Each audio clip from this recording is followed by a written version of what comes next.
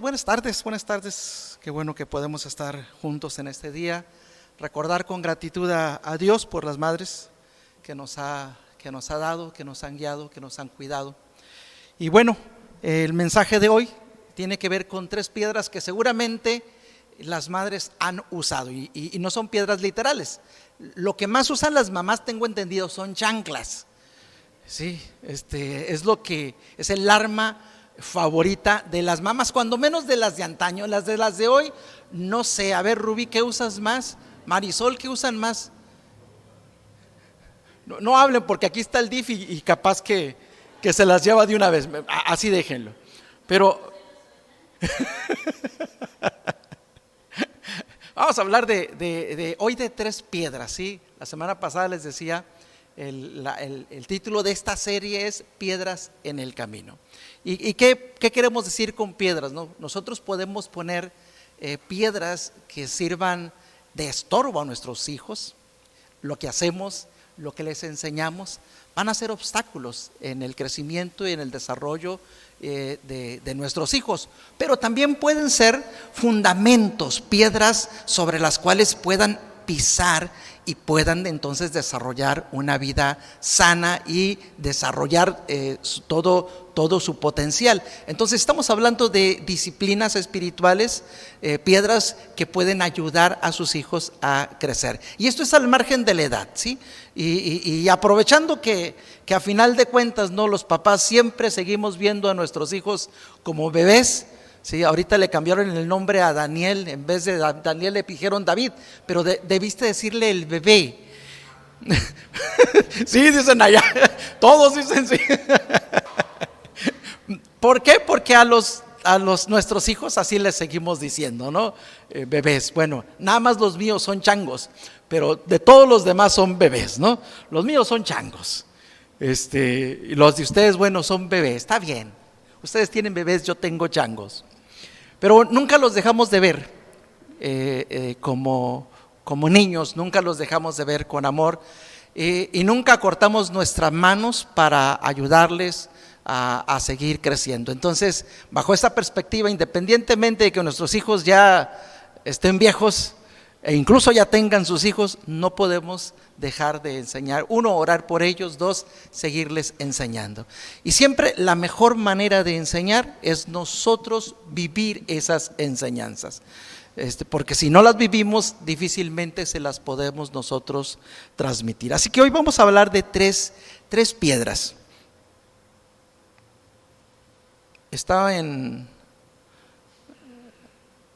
está apagado. Ya está. Jueces, vamos a Jueces. Ese no debía ser Jueces, ese debía ser Samuel. Eso debe de ser Samuel. Samuel, capítulo 7, se encuentra aquí, es el primer libro de Samuel, capítulo 7. Y aquí tenemos una historia que probablemente todos conozcamos, pero vamos a leerla. Ya sabe, nos ponemos de pie y vamos a leer de manera alternada. Recuerde, lo que está en amarillo lo leo en servidor, lo que está en blanco lo leen ustedes. Y así nos vamos alternando, ¿sí? Dice así la palabra de Dios: vinieron los de Kiriat Jearim y la pusieron en casa de Aminadab y santificaron a Eleazar su hijo para que guardase el arca de Jehová.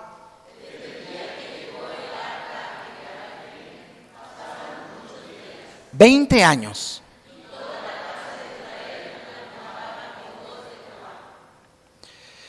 Habló Samuel a toda la casa de Israel: si de todo vuestro corazón os volvéis a Jehová y a Astarot de entre vosotros,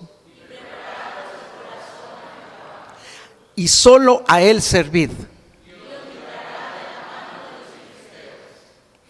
entonces los hijos de Israel quitaron a los Baales y sirvieron solo a Jehová. Reunid a todo Israel en Mizpa. Y se reunieron en Mizpa y la derramaron delante de Jehová. Y dijeron ahí: Y juzgó Samuel a los hijos de Israel en Mizpa.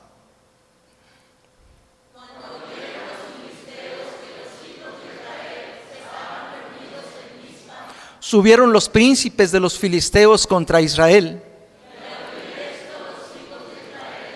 Tuvieron temor de los filisteos. No ceses de clamar por nosotros a Jehová nuestro Dios.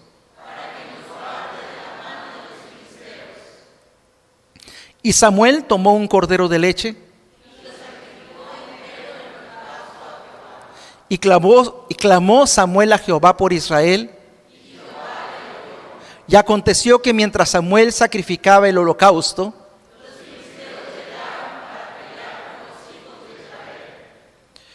mas Jehová tronó aquel día con gran estruendo sobre los filisteos, y fueron vencidos delante de Israel. Siguieron a los filisteos.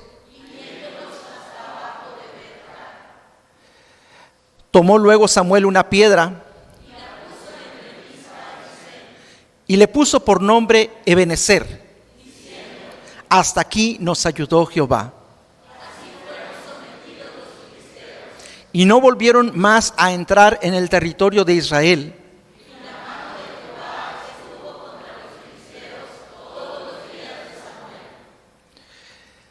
Y fueron restituidos a los hijos de Israel las ciudades de los filisteos, que los filisteos habían tomado a los israelitas.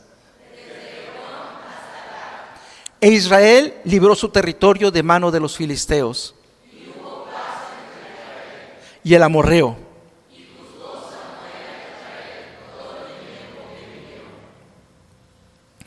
Y todos los años iba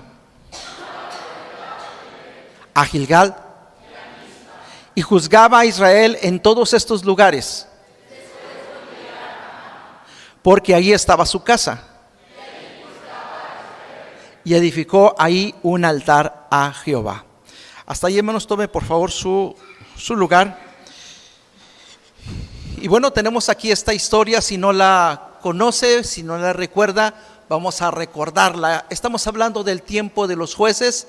No hay rey en Israel, y nos dice las Escrituras que cada quien hace lo que bien le parece. Es en ese tiempo de caos donde las tribus de Israel, los descendientes de Israel, están dispersos y cada quien se rasca con sus propias uñas, y además están siempre en un ciclo de pecado, de idolatría. Después de eso son sometidos por los pueblos de alrededor, claman a Dios y Dios levanta un juez que los libera. Mientras ese juez vive, ellos siguen a Dios, pero cuando ese juez muere, otra vez se inicia el ciclo de pecado, idolatría, opresión. Vuelven a clamar, Dios levanta otro juez y Dios los vuelve a liberar. Vuelven a Dios, pero muere el juez y es un ciclo. Es un ciclo que siguen durante cerca de 300 años, ¿sí? Y en ese tiempo nace Samuel. Hacia el final de esos 300 años nace Samuel como respuesta a la oración de una mujer que era estéril, no tenía el privilegio, la bendición de ser madre. Ora a Dios por un hijo, lo consagra a él, y Dios le da precisamente ese hijo. Ese hijo es Samuel. En ese tiempo los filisteos sabían que Israel tenía un arca. El arca del pacto era un arca, un cajón básicamente, donde estaban las tablas de la ley, estaba el maná, parte del maná que Dios había hecho descender en el desierto cuando anduvieron en el desierto Israel, y la vara de Aarón. Y esa arca simbolizaba la presencia de Dios. Entonces los filisteos tuvieron la fabulosa idea de robar esa arca. Pelean con Israel, lo derrotan. Es un tiempo en el cual Israel se ha apartado de Dios y se llevan el arca. Pero con lo que no contaban es que Dios tenía otros planes. El lugar donde ponían esa arca, la gente empezaba a morir. Los dioses esa arca era puesta generalmente delante de los dioses de los filisteos, y los dioses eran destruidos, eran quebrados, y la gente empezaba a morir. Entonces no hayan qué hacer con el arca, la llevan a un lugar, ya la llevan a otro. Y finalmente llaman a esta ciudad, Jearib, voy a equivocarme, no lo voy a nombrar porque me voy a equivocar. Esta ciudad que que mencionamos al principio, que leímos al principio, los llaman, es parte de Israel, y les dicen: vengan por su arca, porque no pueden tenerla, porque hay gente muriendo. Mueren más de 50,000 personas, porque Dios les hace ver que es un Dios santo, que no puede estar en medio del pecado. En fin, regresan el arca, y es el momento cuando Israel va por el arca y lo llevan. Y es entonces cuando ya Samuel ha crecido.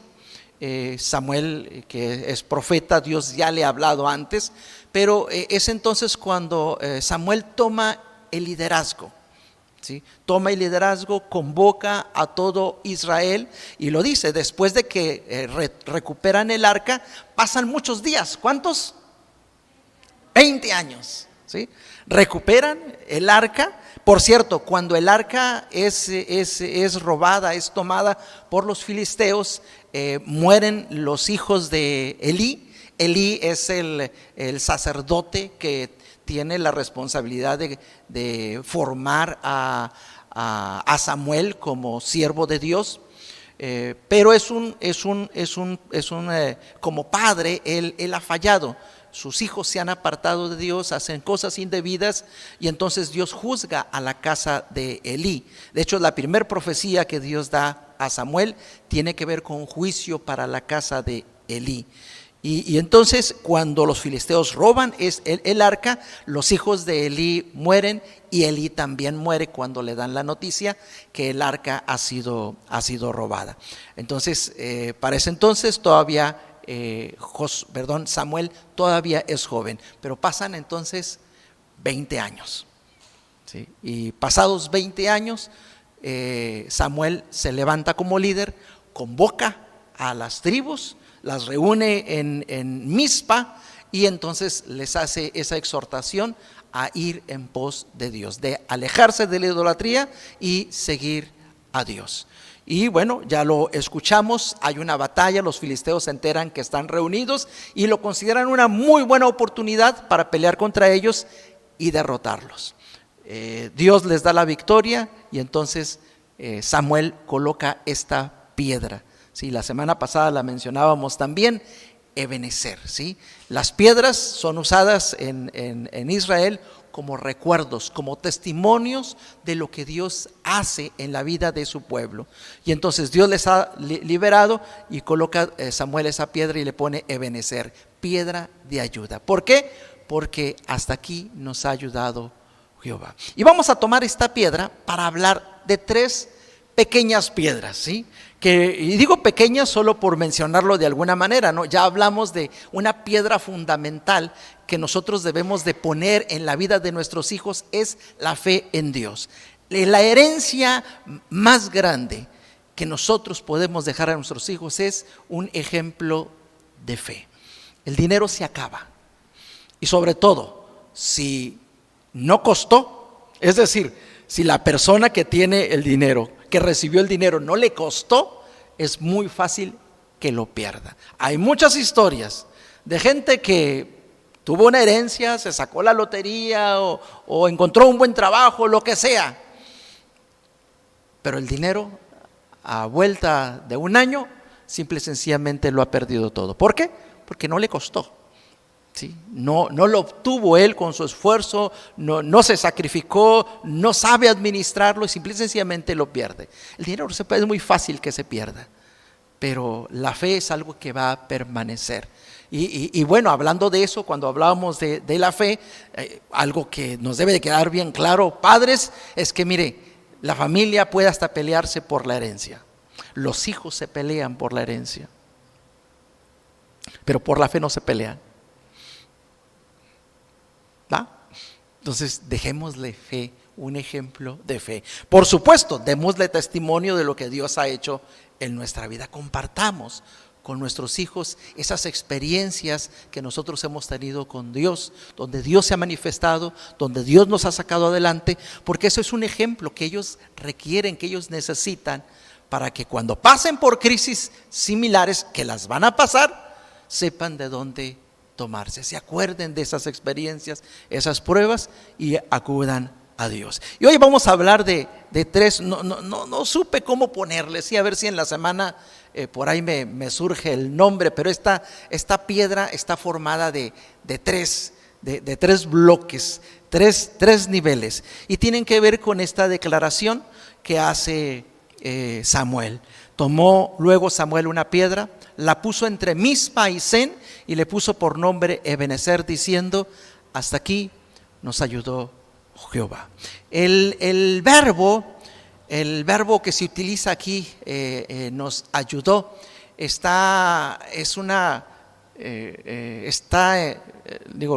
no tiene sentido que les diga el nombre, es cal perfecto, pero déjenme decirle lo que significa. En hebreo, saben, los tiempos no son como en el español.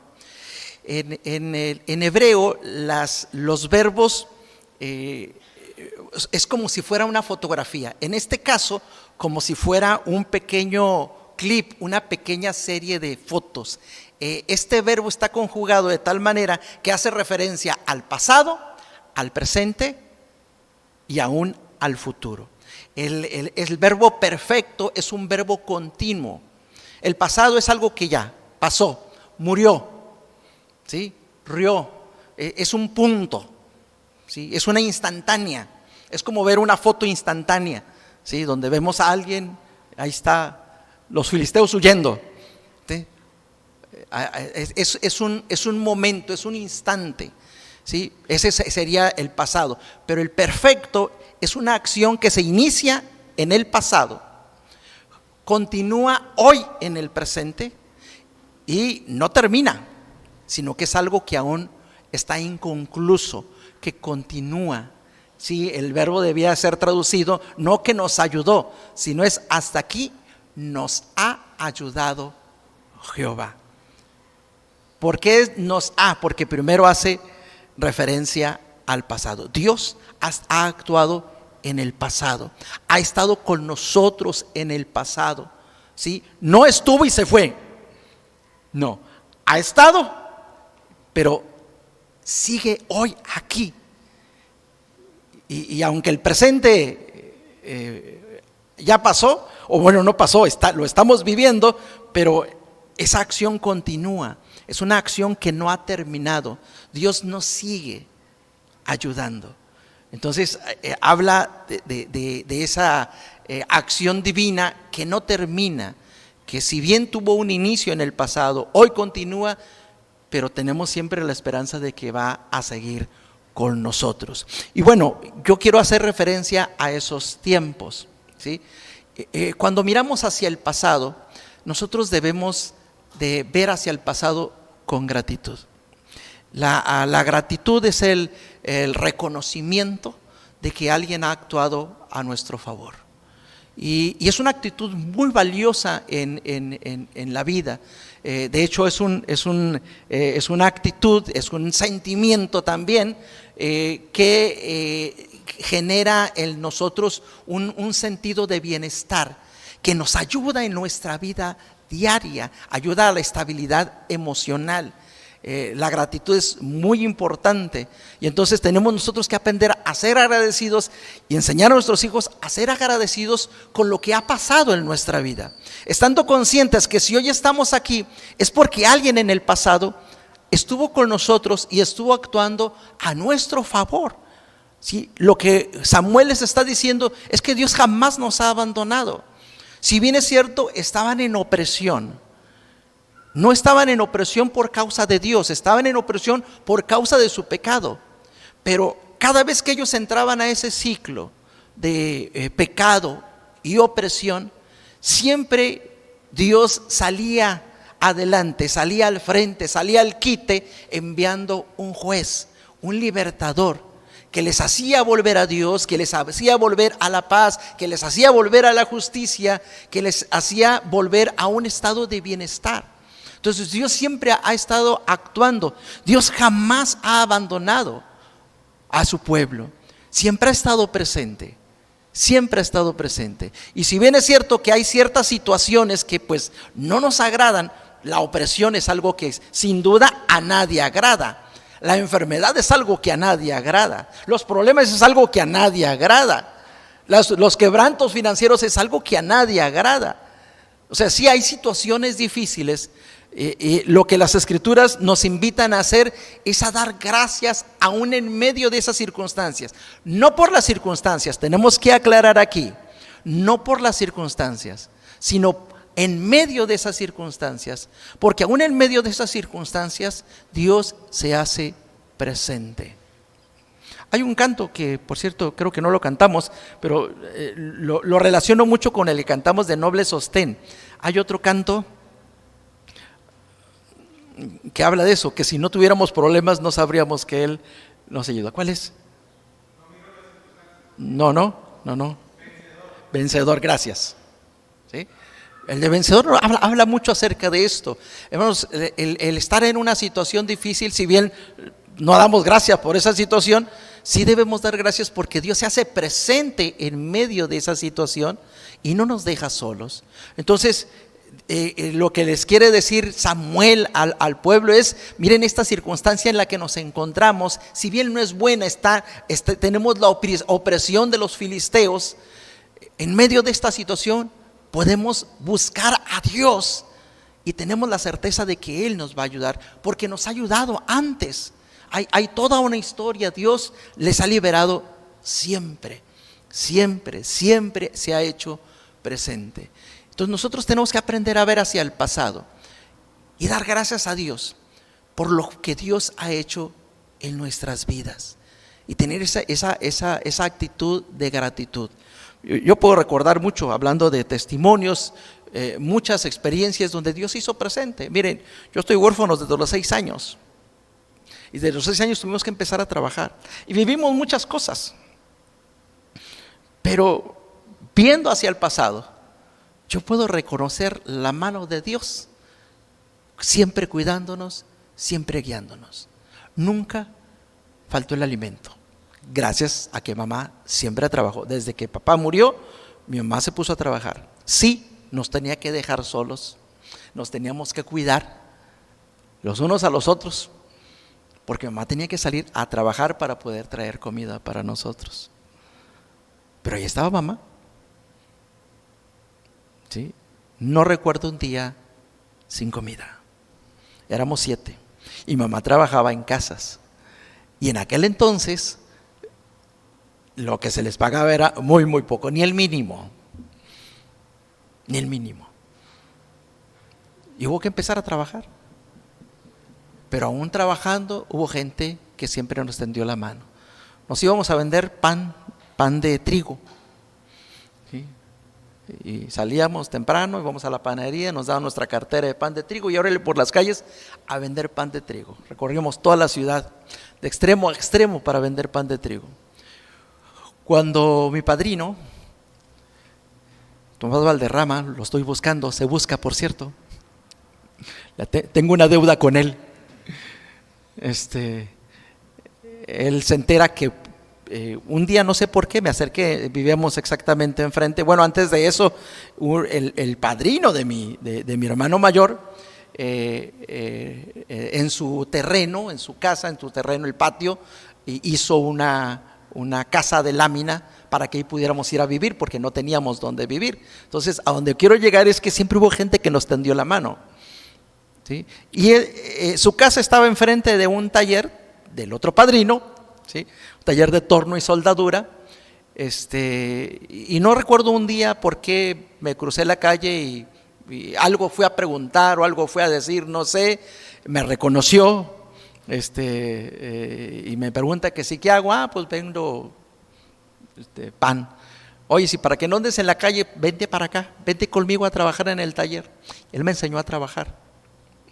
No me pagaba mucho, era un niño, ¿sí? Pero lo que yo sacaba vendiendo pan de trigo, él me pagaba. Y luego cada año me llevaba a comprar un cambio de ropa. Por eso digo que lo busco, porque en una de esas, cuando conocí al Señor y le dije que había conocido al Señor, que si de alguna manera eso resultaba un conflicto por su fe y por su padrinazgo, pues bueno, pues yo quería ser honesto con él. Y por eso él después empieza a bromear conmigo, ¿no? Oye, si yo cuando esté viejito me vas a comprar zapatos.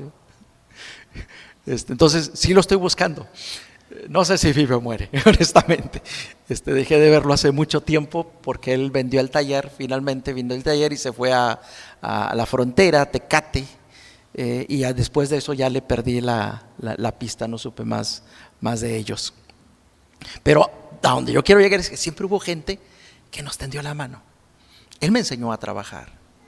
O sea, no solo me dio un trabajo, me enseñó a trabajar muchas cosas. Estoy hablando de valores, estoy hablando de principios. Me hubiera gustado aprender a soldar, ¿no? Ahorita dependo para soldar del hermano Gonzalo. Nunca aprendí, aunque era un taller de torno y soldadura. Pero me enseñó principios, o sea, cosas muy valiosas que hoy puedo vivir, con los que puedo vivir. Él me las enseñó. Y estuvo ahí. Y digo, solo por mencionar ejemplos, en la escuela hubo compañeros que me tendieron la mano, los papás de esos compañeros que me tendieron la mano. O sea, siempre hubo gente pendiente de nosotros. Eso por mi lado. En el caso de mis otros hermanos es exactamente igual. Siempre hubo alguien tendiendo la mano. O sea, en nuestra historia hay mucha gente que nos ayudó a salir adelante. Claro, mamá nunca se rajó, pero siempre hubo alguien. Entonces, ¿cómo no estar agradecidos? Sí hubo problemas, sí hubo situaciones difíciles, sí hubo dolor, sí hay muchas cosas, pero también hubo personas que Dios puso en nuestro camino, ¿sí?, para sacarnos adelante. Tenemos que aprender a ver el pasado. Hay dolor, sí, hay problemas, sí, pero con gratitud. Y eso cambia nuestra vida, porque yo podía haber crecido con amargura, y déjeme decir que crecí con amargura. O sea, a los 13 años, antes de conocer al Señor, yo estaba lleno de amargura, yo estaba lleno de dolor. Yo me sentía solo. Digo, hoy lo veo diferente. Yo me sentía solo, pero mis compañeros de escuela siempre estuvieron conmigo. A pesar de todo, siempre conté con ellos, y aún con sus familias. Aunque yo me sentía solo a esa edad, yo sentía que nadie me quería. Hoy veo hacia atrás y veo algo distinto, ¿sí? Pero yo estaba en ese momento con mucha amargura. Cuando viene el Señor, las cosas empiezan a cambiar. Dios me ayuda a ver las cosas de manera distinta. Pero esto es importante, porque la gratitud va a hablar mucho, o va a producir, va a hacer que nos desarrollemos de una manera distinta. Necesitamos crecer con gratitud, reconocer lo que Dios ha hecho en nuestra vida y compartir esa gratitud, y enseñar a nuestros hijos a ser también agradecidos, ¿sí? ¿Qué no ha hecho Dios por nosotros? Lo que precisamente está diciendo Samuel es: hasta aquí nos ayuda. Es decir, si hay un aquí, si hay un presente, es porque hubo un pasado del cual pudimos salir adelante, a pesar de todos los problemas que pudimos haber enfrentado. Y los problemas ahí están, no los podemos negar, ¿sí? La orfandad, la pobreza, el abuso, el desprecio, ahí están. O sea, no voy a negarlo, ahí están. Hubo cosas dolorosas, sí, pero también hubo un Dios amoroso, poderoso, que protegió y que también puso personas para ayudarnos a salir adelante. Si hay un aquí, si hay un hoy, es porque Dios nos ayudó en el pasado. Así que hay que dar gracias a Dios por lo que ha hecho, porque en medio de ese problema, esa situación, ese dolor, Él se manifestó. Demos gracias a Dios y enseñemos a los hijos a dar gracias a Dios por lo que está haciendo. Que haya gratitud. Por el otro lado, el presente. Hay un presente. Y este presente tenemos que vivirlo con contentamiento. ¿Qué es el contentamiento? El contentamiento es la aceptación de la situación, circunstancia, el estado en el cual nos encontramos. Y otra vez, a lo mejor no es el mejor. ¿Sí? El apóstol Pablo, cuando habla acerca de esto, decía: sé vivir humildemente y sé tener en abundancia. En todo y por todo estoy enseñado, así para estar saciado como para tener hambre, así para tener abundancia como para padecer necesidad. Todo lo puedo en Cristo que me fortalece. ¿Qué está diciendo el apóstol Pablo? Hay ocasiones en que no he tenido, si acaso tengo para comer. Hay ocasiones en que he tenido necesidad de trabajar con mis manos para poder comer y para poder predicar el evangelio. Y cuando así sucede, no tengo problemas. Tengo que trabajar, no tengo problemas. No puedo trabajar y estoy viviendo de lo que la gente me da, pues no tengo problemas. Estoy dependiendo de ustedes. Está escribiendo esto a una iglesia, la única iglesia que participó con el apóstol Pablo de estarle enviando una ofrenda. Y no solo una ofrenda, sino personas para que le ayudaran, para que estuvieran con él, para que lo cuidaran en el medio de la enfermedad. Y les está diciendo: doy gracias a Dios porque ustedes han estado conmigo. Pero cuando no han estado, porque en ocasiones por X, Y, Z razón no enviaban esa ofrenda o no enviaban a alguien, él decía: estoy contento porque estoy satisfecho, estoy contento con mi situación, porque Dios me ha enseñado a tener abundancia y a no tener nada. El contentamiento tiene que ver con la aceptación de la situación en la cual me encuentro, que puede no ser la mejor, porque ¿a quién le gusta estar enfermo? ¿A quién le gusta tener deudas? ¿A quién le gusta que su familia tenga problemas? Que estén peleados entre hermanos. ¿A quién le gusta esta situación? ¿Quién puede estar contento con eso? ¿Quién puede estar satisfecho por eso? Pues nadie. Pero es la aceptación de que Dios está en control de todo. Dios tiene el control de nuestra vida. Y entonces puedo estar tranquilo porque Dios va a obrar. Y esta situación no es eterna. Si es mala, no es eterna. Va a cambiar. Porque Dios va a transformar esa situación. Va a usar esa situación para enseñarme algo, para mejorar algo. Y si estoy en abundancia, estoy en felicidad, pues cuidado, porque otra vez la enfermedad, la salud se acaba, el dinero se acaba, las buenas relaciones se acaban. A veces ni nos damos cuenta cómo y alguien está enojado con nosotros o nosotros estamos enojados con otros. Todo puede cambiar, pero sin importar cuál sea esa situación, es estar conforme, es estar seguro, tranquilo, porque Dios tiene el control de nuestra vida. Dios nos trajo aquí. Hasta aquí nos ha ayudado Jehová. Aquí está Dios con nosotros. En carencia, en abundancia, en salud, en enfermedad, con problemas, en felicidad. No importa la circunstancia, Dios está con nosotros y Dios tiene el control. Podemos estar tranquilos porque Dios tiene el control de esa situación.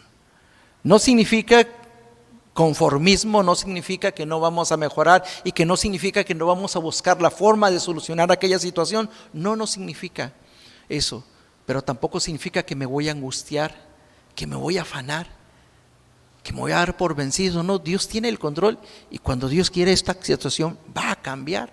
Claro, yo tengo también que hacer algo. Primero confiar, orar en Él, aplicar la sabiduría para buscar solución a los problemas. Pero Dios está en control, vive en contentamiento. Nuestros hijos deben de saber que Dios tiene el control de la situación. No hay problema tan grande que Dios no pueda resolver. Y si no es problema, pues no hay problema. Estamos bien porque Dios nos está bendiciendo, porque Dios está con nosotros. Ese es el asunto del contentamiento. Dios está con nosotros. Eso les recuerda esa piedra. Dios no abandona, Dios tiene el control. Y no es conformismo.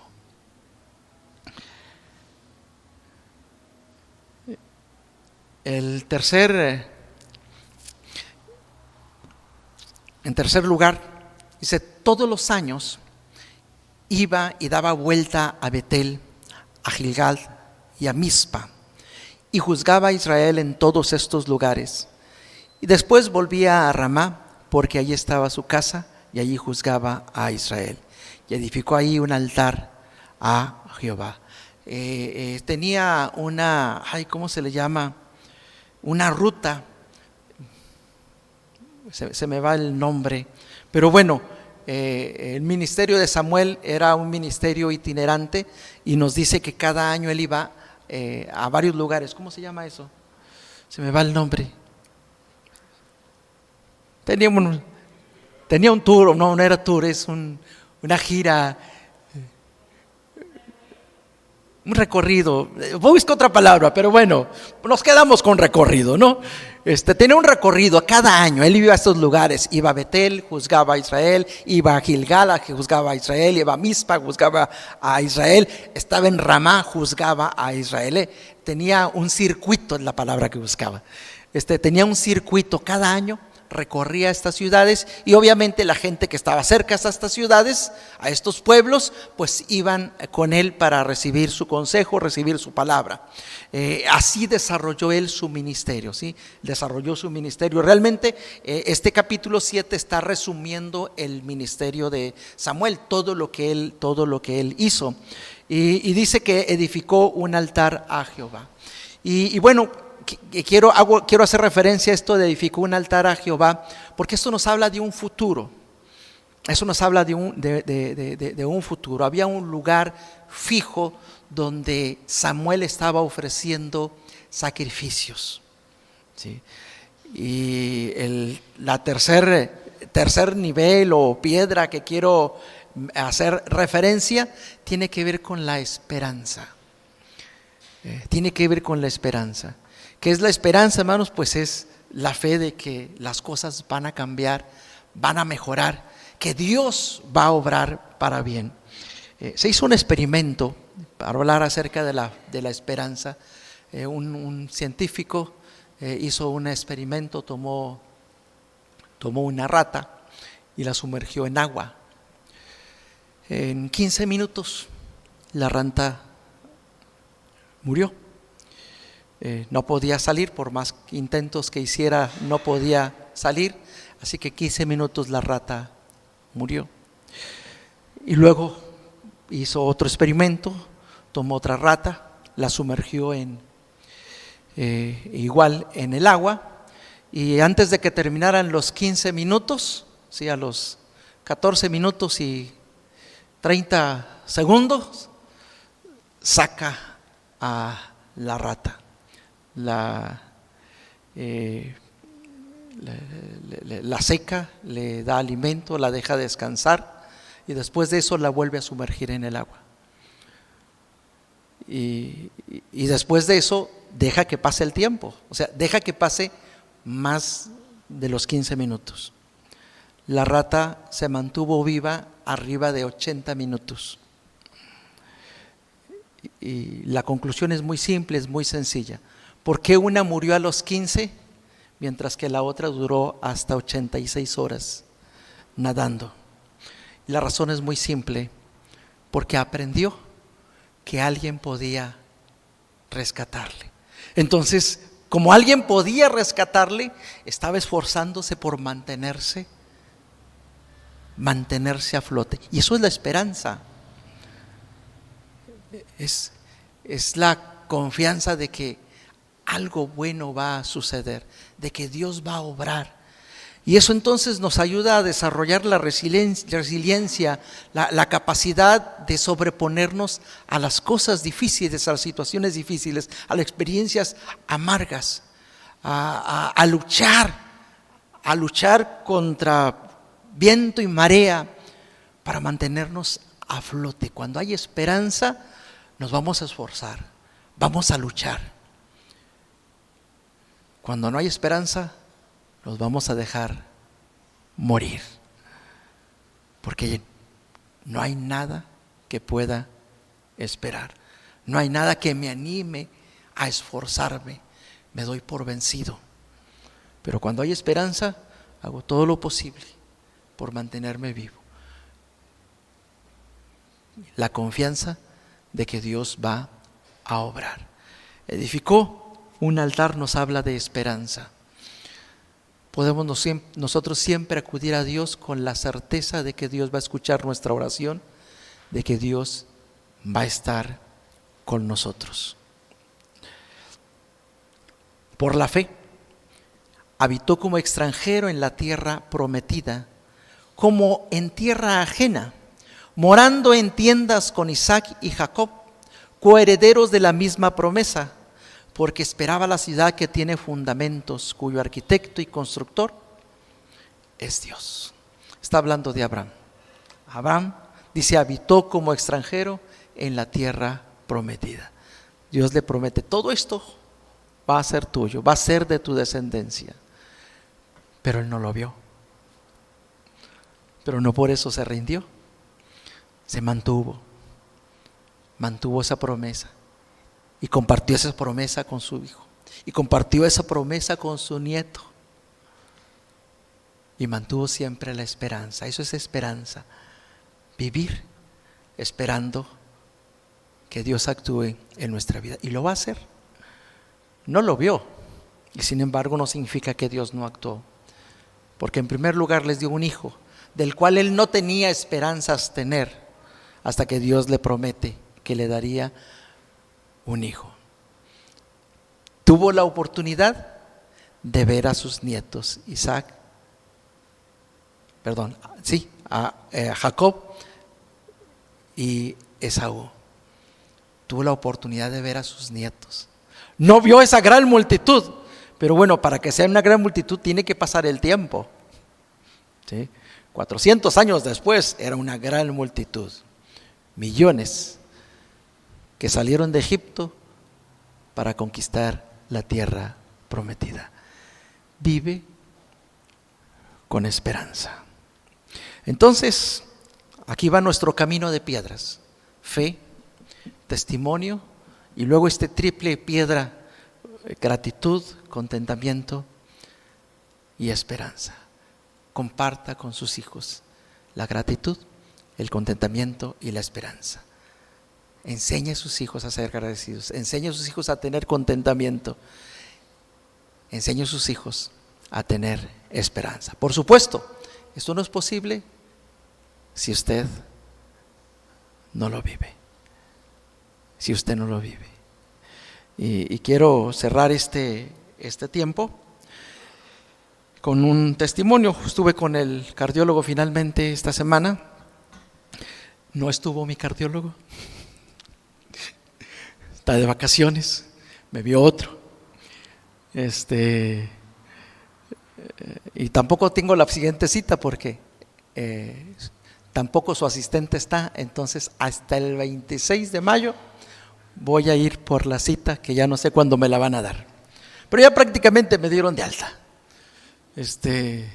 En la práctica ya prácticamente me dieron de alta, entonces no me preocupa mucho.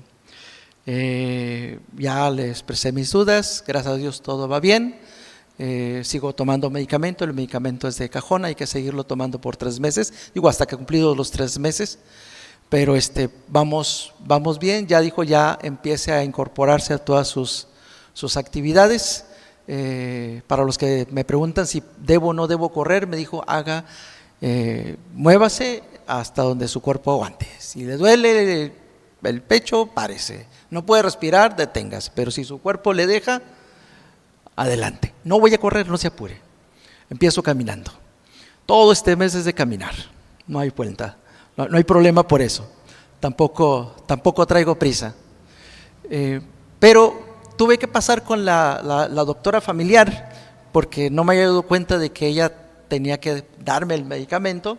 y ella, bueno, había varias cosas, ¿no? Ahí. Y bueno, y el comentario de ella fue muy simple. Bueno, ¿qué pasó? Ya le dijo, bueno, el 8 pasó esto, y alcanzó a ir con el cardiólogo. Sí y no, digo, sí porque lo vi, pero no porque antes de ir hubo esta crisis y pues me hospitalizaron. Ya ve toda la contrarreferencia, todo lo que pasó y dice, bueno, tengo que decirle algo, le fue muy bien. Le fue muy bien. Fue algo ligero, pero déjeme decirle que si esto hubiera sucedido hace un año, ¿sí?, la historia sería muy diferente. ¿Por qué? Porque hace un año yo empecé un proceso de ejercicio, de nutrición y de bajar de peso. Se controló la presión, se controló el azúcar, y pues íbamos bien. Dice, si esto le da en las condiciones en las que se encontraba hace un año, estuviéramos contando otra historia. Así que quiero dar gracias a Dios, porque hace un año Dios nos dio esa oportunidad de cambiar la mentalidad, cambiar ciertas disciplinas, ciertas prácticas, y seguimos en el proceso, todavía no termina. Todavía no termina, pero para quienes piensan que eso fue lo que me lo provocó, no, eso no me lo provocó, eso me ayudó. ¿Sí? Así que gracias por lo que Dios ha hecho. ¿Sí? Gracias. Estoy conforme porque precisamente eso que Dios hizo me ayuda a estar mejor, en mejor condición hoy, a pesar de haber pasado por una enfermedad. Digo que todavía está en proceso, ¿no? Todavía no termina esto, todavía sigue, pero conforme, estamos conformes y tenemos esperanza. Aunque en el cardiólogo que me dio de alta de la hospitalización, en la, ¿cómo le ponen abajo? No, hay el pronóstico. El pronóstico dice, se me va el nombre, reservado, pronóstico reservado para la vida a largo plazo. ¿Qué significa? Que existen riesgos. Y sí, existen riesgos, siempre existe riesgo, pero hermanos, tenemos esperanza. ¿Sí? Dios nos ha traído hasta aquí. Hay un presente porque Dios ha estado obrando y hay esperanza. ¿Sí? No quiero terminar mañana ni pasado mañana. Dios sabe lo que va a hacer, por supuesto, ¿sí? Pero Dios sabe lo que hace, sabe lo que va a hacer, sabe lo que está haciendo y tengo esperanza. Que todavía me falta algo, ¿sí? Todavía hay algo pendiente de hacer. Y si así no fuera, tampoco es problema. ¿Sí? Bromeaba entre semana con alguien que me escribía, oiga, ¿cómo está? Yo, pues estoy. Es que como no ha dicho nada, pues es que si no ha dicho nada es que todo está bien. Porque si dijera algo, entonces lo que vuela son las malas noticias. Pero no, vamos bien. Y aún si algo pasara, vamos bien. No pasa nada. Dios tiene el control de nuestra vida. Vivamos con gratitud, en contentamiento y con esperanza. Cierre sus ojos, vamos a